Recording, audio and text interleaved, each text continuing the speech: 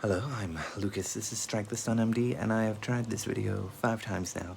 I want to talk about the two gentlemen of Verona in the Norton Shakespeare, based on the Oxford edition, the second edition. The beginning of it has a wonderful 100-page introduction to tell you all about the culture and the life and everything you could want to know to get you in the mindset to read Shakespeare and sort of better understand his time. And I really love that essay. And then before each play, there's another much shorter essay to introduce you to some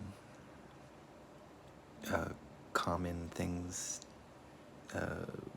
that occur when it's been performed, or some notable things. For example, with the Two Gentlemen of Verona, given its ending, there was a lot of discussion about that and how different periods in time have dealt with that problematic ending, which we will get to.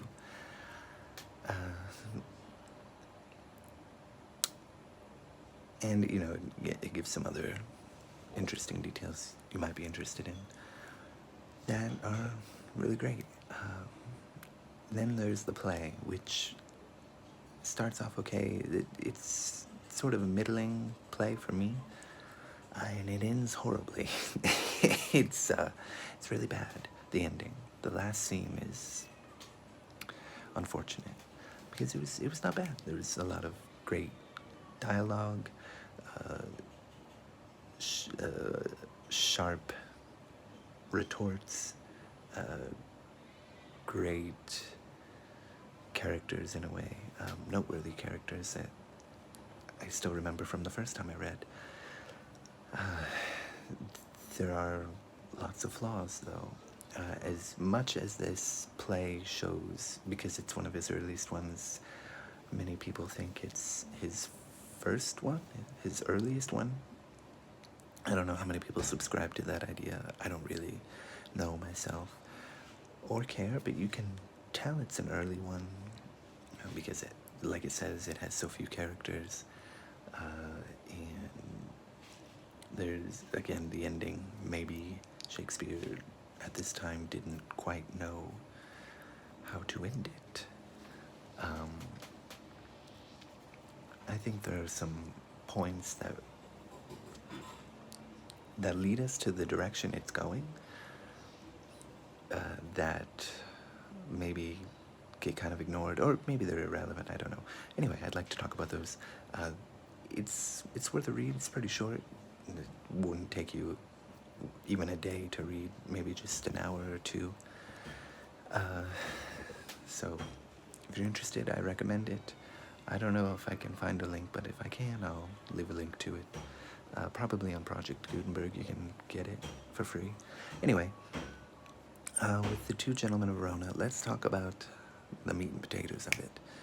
There's Proteus, which, as it mentions, is a mythological person, or god, a sea god who could change shape at will, which, as it says, suggests a fickle nature. He's willing to change his mind left and right, and he does. I mean, this story is about love between men and women, and men in friendship, men in romance. And I don't think it shows a good example of either, because Proteus is in love with Julia, and Valentine, his best friend, tries to tell him it's not worth it. You're young. You should be studying and learning how to be a governor, to govern and to rule and to lead and all this other stuff that will be important for people like us.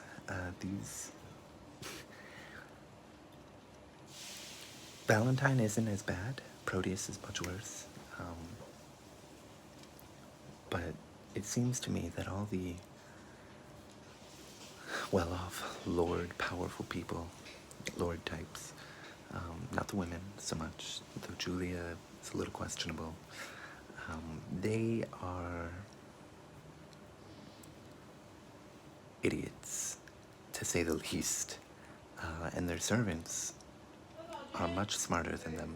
There's a lot of really great banter and with Speed and with Lance and Lucetta? I don't know how to say her name.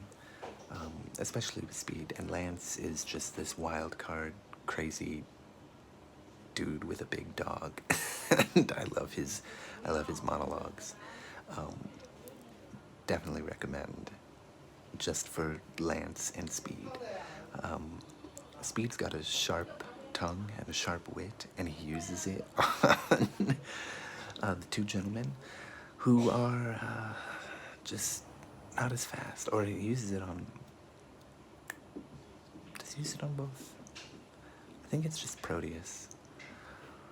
I'll be ashamed of myself if it's just Valentine, but I think it's just Proteus. Anyway, that's a shame. I just read it today, but in the first 4 attempts, I was like, who is Proteus? I couldn't remember Proteus. I couldn't remember Thurio. Couldn't remember Sylvia. I digress. Anyway, Valentine tells him love is not worth it. You should be learning things. You're young. He goes off to pretty much do exactly as he said. He's going to another dookie, to be there and get away. And when he's there, he meets Sylvia, who he falls in love with, and Sylvia's enamored with him too. But she is betrothed, sort of, to Thurio, the Duke's choice for her husband. And he has this idea, well, anyway, let me back up a little bit. Not Sylvia, Proteus decides to go, and he wants to see Valentine, and when he's there, he meets Sylvia, and he decides, this is my new love. I don't care one bit about Julia. She's just a star, but Sylvia is a sun. I'm paraphrasing horribly. The dialogue used is much better, but it's so it's not saccharine, but it's you just kind of roll your eyes because he's so fickle, I suppose. So he plots to get rid of Valentine. Valentine has this idea, and Proteus tells the Duke that he plans to, Proteus tells the Duke that Valentine plans to take a rope ladder to get to Sylvia at night, take her away, and they can be together, because she's supposed to marry Thurio. Around this time, Julia, that's right. Julia wants to see what Proteus is up to. So she has Lucetta help her dress like a man, so she will have a safer passage to not be taken advantage of, because she's a woman, and a woman of wealth, I suppose, too, when there's bandits on the street and things much more dangerous, which we'll get back to quickly.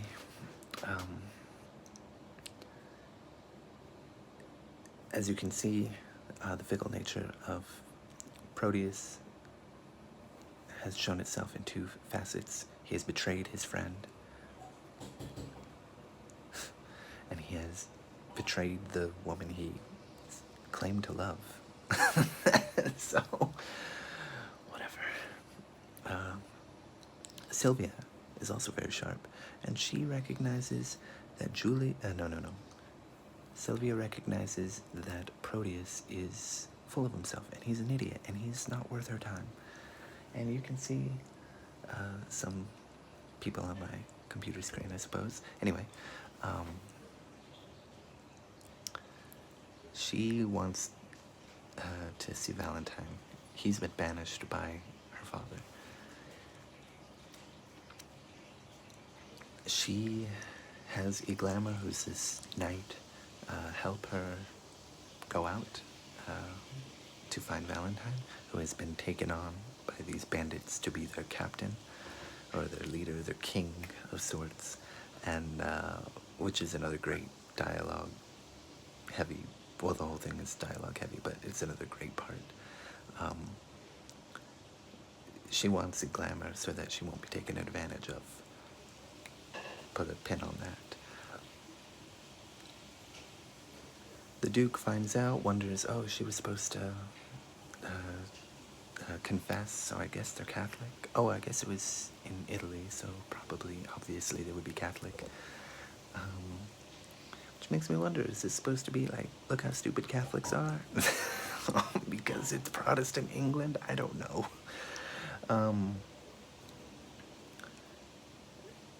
The bandits find Sylvia. I forgot to mention that Julia has kind of been playing part as a messenger for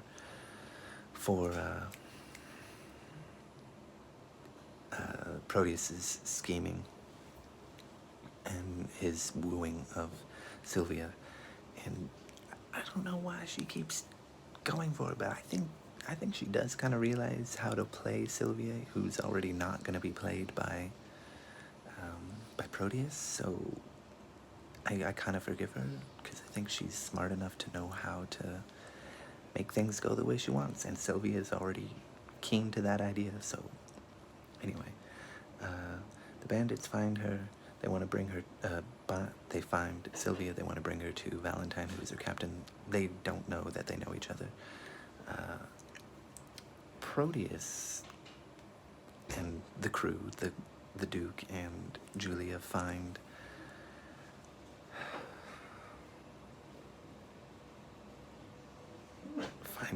Sylvia, and Sylvia and Proteus have this battle of words, and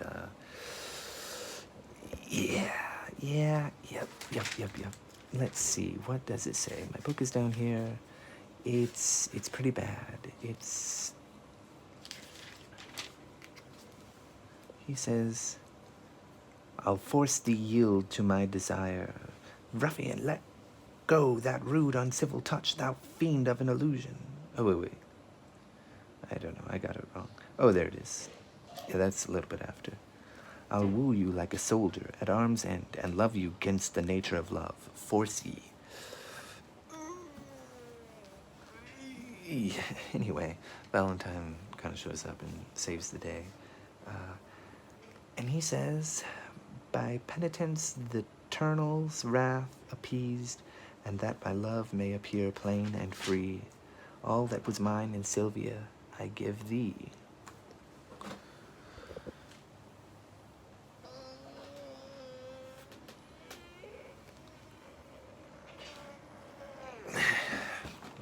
It's bad.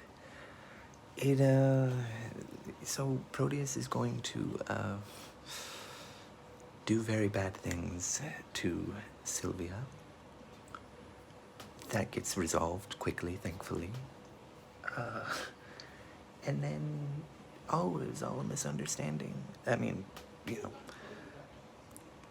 Proteus and Valentine have a little discussion, and then Valentine, you can have her. Anyway, then everything's fine. It ends happily, everyone pairs up together. The Duke approves of Sylvia and Valentine, which is questionable. Sylvia should have been like, I'm not having any of that, but she doesn't get to speak after this happens, so where's her agency? I don't know. It just disappeared. Anyway, and Julia and Proteus pair up, and Proteus and Valentine are still friends, and you just have to wonder, like, why?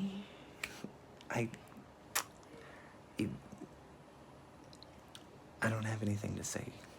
It's just, it's a conundrum. It's